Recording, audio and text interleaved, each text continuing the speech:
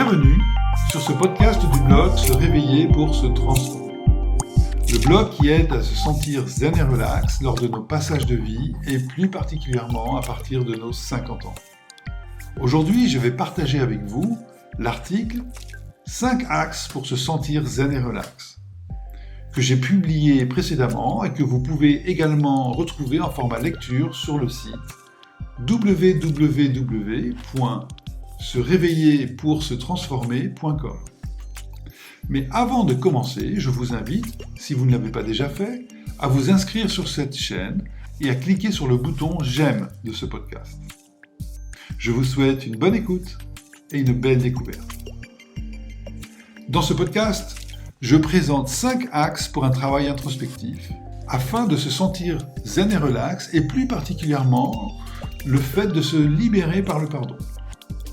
Avant tout, je dois préciser que se sentir zen et relax n'est pas un état définitif et permanent. Cela provient d'une quête personnelle de bien-être du corps, du cœur et de l'esprit. Une quête qui se définit par être à la recherche de quelque chose. C'est donc une destination, un chemin à suivre.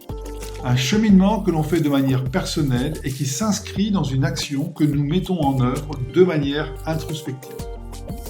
Pour que cette quête agisse sur notre bien-être et que l'on se sente zen et relax, il est nécessaire d'activer nos 3 centres énergétiques qui sont le corps, le cœur et l'esprit.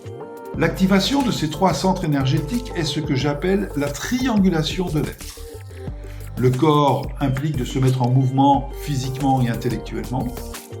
Cette action physique permet au cœur de mieux réguler nos émotions, nos angoisses et nos envies. Et puis la triangulation se complète par une quête d'ouverture de l'esprit. Cette dernière étape est souvent l'étape la plus recherchée dans l'éveil de soi. Elle concerne l'esprit, qui est le centre énergétique qui paraît le moins atteignable. Il est important de réaliser qu'elle ne peut se mettre en œuvre que par l'activation préalable et régulière des 2 précédentes actions sur le corps et sur le cœur.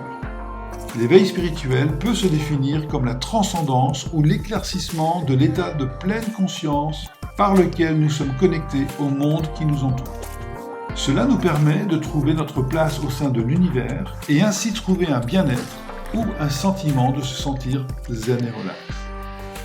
À chacun de nous de trouver librement notre chemin personnel et parvenir à cet état de pleine conscience. Alors voici 5 axes par lesquels nous pouvons commencer notre travail. Le premier est se libérer par le pardon. Le second, s'abandonner à la joie. Le troisième, embrasser sa vérité et sa liberté. Le quatrième, vivre l'instant présent. Et le 5e, méditer.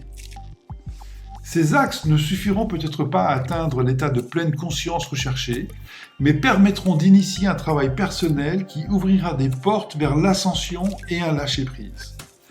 Une fois sur le chemin de l'esprit, notre conscience s'éveillant, d'autres axes propres à nous se manifesteront. Dans ce podcast, je vais particulièrement aborder le premier axe, qui est celui du pardon. Les autres axes feront l'objet de prochains podcasts. Alors, se libérer par le pardon. L'acte de pardonner aux autres et à soi-même a pour but de chercher à transmuter les souvenirs douloureux de nos apprentissages. Cela permet de commencer à mieux vivre le moment présent et atteindre une paix intérieure qui manifeste le bonheur. Il n'est pas toujours facile d'accepter les raisons de ce qui nous arrive. Néanmoins, il est important d'avoir de la gratitude pour ce que nous avons vécu et d'essayer d'éviter de regarder en arrière. La clé étant de ne pas se mettre en position de victime, ne pas ressasser ce qui ne convient plus, ne pas se blâmer et se juger pour les événements qui arrivent. Lorsque l'on comprend que tout a une raison d'exister, cela a le don de nous faire progresser et d'apprendre à guérir. De faire face avec la conscience la plus totale à ce qui se manifeste devant nous. En premier lieu, il nous faut reconnaître ce qui nous fait mal, les situations qui nous furent difficiles, les moments de peur, voire d'abandon envers nous-mêmes. Ces moments sont autant formateurs que nos réussites.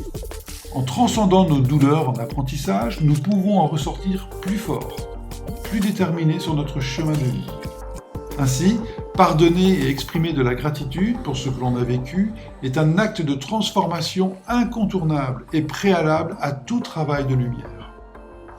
Un exercice simple pour mettre en œuvre le pardon et la gratitude est de répertorier dans un journal les situations difficiles, les douleurs et les colères qui manifestent un mal-être que nous vivons. En prenant le temps de les relire régulièrement, nous pouvons en extraire des leçons à tirer en nous posant les questions suivantes. Malgré les circonstances, comment est-ce que ces situations m'ont permis de devenir plus fort ? Quels en ont été les apprentissages ? Et si elles se reproduiraient, comment devrais-je réagir ? Que faire pour qu'elles ne se reproduisent plus ? Cet exercice de réécriture de notre vécu personnel permet d'exprimer ce que cela nous a permis de devenir du point de vue de notre épanouissement et de chemin de vie.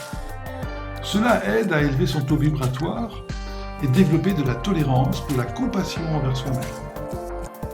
Que nous soyons responsables, ou pas, de ce que nous avons vécu, nous prenons conscience que tout arrive pour une raison bien précise. C'est en arrêtant d'être victime de notre sort que l'on devient acteur à part entière de notre vie. Il est important de pardonner les raisons qui nous ont permis de grandir, qui nous ont permis d'être plus forts et plus téméraires. C'est un apprentissage qui ouvre notre conscience et notre perception de la vie pour trouver souplesse et agilité dans les relations et projets à venir. Ce sont les chaos que l'on subit qui permettent la transformation et l'évolution. Si tout était stable et statique, il n'y aurait pas de changement profond et pas d'évolution remarquable dans notre vie. D'ailleurs, la vie sur notre planète n'est-elle pas issue d'une explosion, d'un cataclysme ? Alors, cela ne veut pas dire que nous devons nous souhaiter des difficultés et des épreuves à vivre. Cela veut juste dire que nous ne pouvons pas nous épargner de vivre des épreuves. Lorsqu'elles surgissent, il nous faut les accueillir avec bienveillance et gratitude, car elles seront une énergie supplémentaire pour devenir plus forts sur notre chemin de vie. En résumé, nous avons tous une quête personnelle à vouloir trouver notre bien-être. Cette quête, par définition, ne peut pas s'arrêter, car elle n'existe que dans l'action que nous mettons en œuvre. Cette action passe par l'activation de la triangulation de nos centres énergétiques, qui sont le corps, le cœur et l'esprit. Pour activer l'esprit, nous pouvons faire un travail introspectif autour de 5 axes, qui sont se libérer par le pardon, s'abandonner à la joie, embrasser sa vérité et sa liberté, vivre le moment présent et méditer. Le premier axe est de se libérer par le pardon. Cela requiert de transcender nos douleurs en apprentissage pour en ressortir plus fort, plus déterminé sur notre chemin de vie. Lorsque l'on comprend que tout a une raison d'exister, cela a le don de nous faire progresser, d'apprendre à guérir de nos douleurs pour faire face avec la conscience la plus totale à ce qui se manifeste autour de nous. Et vous ? Avez-vous des axes de travail introspectif ? Savez-vous comment vous libérer par le pardon ? Si ce n'est pas le cas, avez-vous déjà réfléchi à être accompagné pour le trouver ? Et si vous souhaiteriez être accompagné, contactez-moi. Vous pourriez ne pas le regretter. Je vous remercie de m'avoir écouté jusqu'à la fin. J'espère que ce podcast vous a plu. Je vous invite à vous abonner à cette chaîne pour ne manquer aucun nouvel épisode. Et si ce podcast vous a plu, n'hésitez pas à le partager sur vos réseaux autour de vous. Portez-vous bien et à bientôt.